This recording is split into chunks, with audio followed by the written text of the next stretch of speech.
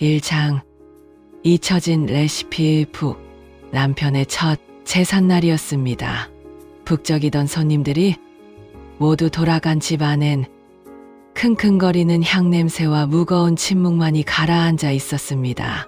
텅 빈 식탁에 홀로 앉은 박영옥 여사는 맞은편 의자에 놓인 남편의 영정 사진을 물끄러미 바라보았습니다.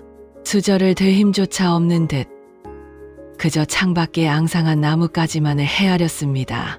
그렇게 한참의 시간이 흘렀을까요? 문득 장롱 깊숙한 곳에 넣어두었던 낡은 함이 생각났습니다.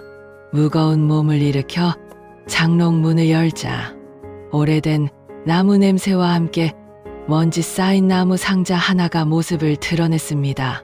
상자 안에는 손때가 묻어 모서리가 달아빠진 빛바랜 노트 한 권이 들어 있었습니다. 한 장 넘길 때마다 어머니의 시간이 고스란히 묻어났습니다.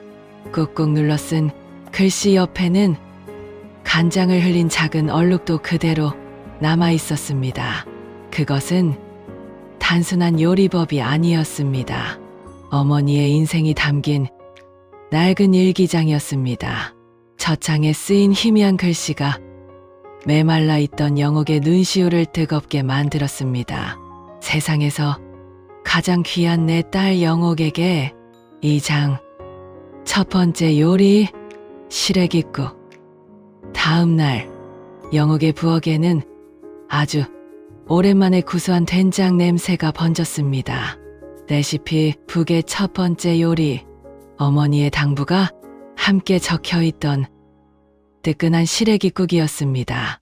푹 삶은 시래기를 조물조물 무치고 뭉근하게 끓여내는 동안 영옥은 까마득히 잊고 지냈던 어린 시절을 떠올렸습니다. 창문에 허옇게 김이 서리던 추운 겨울날 호호 불어가며 한 그릇을 비워내던 그 시절의 따스함이었습니다.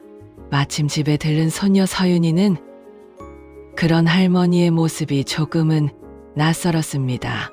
늘 무기력하게 앉아 계시기만 했는데 휴대폰 카메라를 든 채 어색하게 물었습니다. 할머니, 이걸 정말 찍어서 올리려고요? 요즘 사람들 이런 거 잘 안 봐요. 괜찮다. 그냥 누가 볼까 싶어서 하는 게 아니라 내가 한번 해보고 싶어서 그러는 게야. 3장 하나의 댓글. 영상은 영옥의 부엌이라는 어설픈 이름으로 세상에 올라갔습니다. 영옥 자신도 며칠 지나지 않아 그 사실을 까맣게 잊어버렸습니다. 그러던 며칠 뒤 거실에서 텔레비전을 보던 영옥을 방에서 뛰쳐나온 소녀 서윤이가 다급하게 불렀습니다. 할머니, 이것 좀 와서 보세요. 댓글이라는 것이 달렸어요.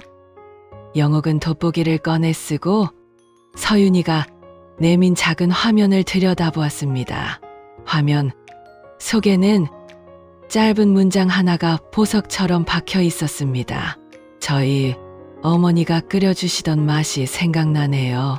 감사합니다. 그 몇 글자가 굳게 닫혀있던 영옥의 마음에 작은 창문을 내는 듯했습니다. 글자 하나하나가 모여 마음을 데우는 따뜻한 온기가 되었습니다. 4장 수요일의 약속. 그날 이후 영옥의 부엌은 작은 무대가 되었습니다. 댓글을 남겨준 이름 모를 그 사람을 위해 또 다른 누군가를 위해 영옥은 기꺼이 앞치마를 둘렀습니다. 영옥은 새로운 약속을 정했습니다. 매주 수요일 저녁 6시 어머니의 레시피 북을 펼치고 세상과 만나는 약속을. 두 번째 요리는 달콤한 무나물. 세 번째 요리는 구수한 콩비지찌개. 댓글 창에는 저희 집은 여기에 돼지고기를 넣었어요. 어릴 때 생각나서 저도 따라 해봤습니다. 같은 정겨운 이야기들이 쌓여갔습니다. 영옥의 식탁은 더 이상 외롭지 않았습니다. 5장 무뚝뚝한 목수. 김철수. 그러던 어느 날 30년 넘게 쓴 낡은 도마가 결국 갈라지고 말았습니다. 영옥은 큰맘 먹고 동네 어귀에 자리한 작은 목공소를 찾아갔습니다. 느티나무 쉼터라는 간판이 걸린 곳. 그곳에서 영옥은 무뚝뚝한 표정의 주인 김철수 씨를 만났습니다. 오래 쓰셨네. 이런 건 나무가 좋아야 오래 써요. 며칠 기다려요. 철수의 짧은 대답에 영옥은 그저 고개만 끄덕였습니다. 그의 깊은 주름과 투박하지만 정직해 보이는 손에서 자신과 닮은 세월의 흔적을 보았습니다. 6장 쌉쌀한 도라지와 달콤한 위로. 이번 주 요리는 쌉쌀한 도라지 무침이었습니다. 레시피 북에는 기관지에 좋으니 기침하는 영옥이에게 꼭 해주거라 하는 어머니의 당부가 적혀 있었습니다. 영옥은 아린 도라지를 소금에 절이며 인생의 쓴맛을 생각했습니다. 그 쓴맛을 견뎌내야만 비로소 희미한 단맛을 느낄 수 있다는 것을 이제는 조금 알 것 같았습니다. 다음 날 아침이었습니다. 조심스럽게 현관문을 열자 문고리에 작은 봉지 하나가 걸려 있었습니다. 아직 촉촉한 흙이 묻어있는 싱싱한 도라지였습니다.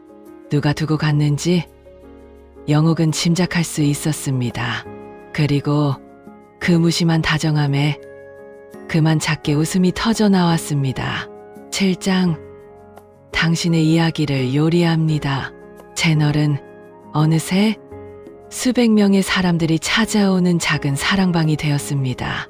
댓글창에는 저마다의 음식 이야기가 꽃처럼 피어났습니다.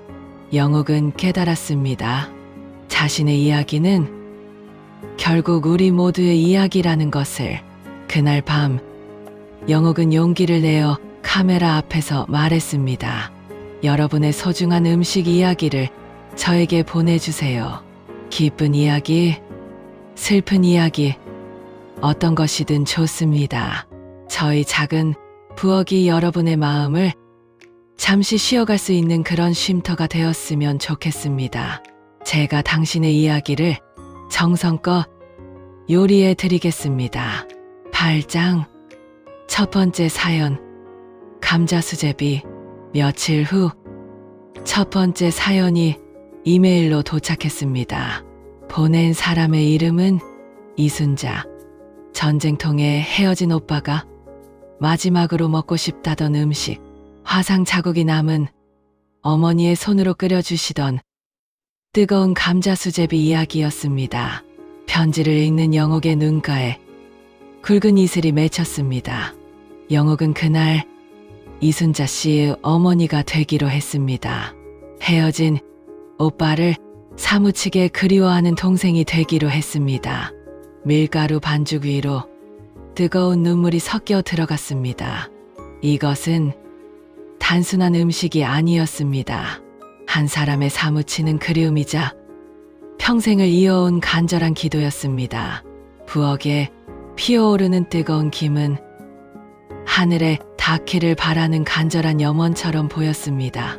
과연 이순자 씨의 반응은 어떻게 되었을까요? 다음 이야기가 궁금하시다면 좋아요와 구독을 눌러주세요. 매일 저녁 6시에 새로운 이야기가 올라옵니다.